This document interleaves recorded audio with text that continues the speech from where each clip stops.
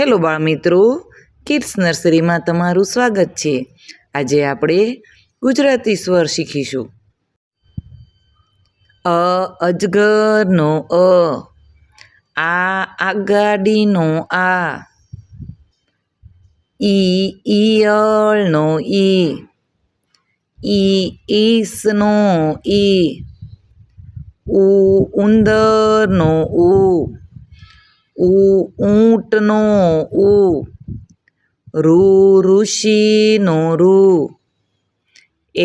એરણનો ઐરાવતનો ઓશિકાનો ઔષધનો અંબાડીનો અહ નમઃનો અહ.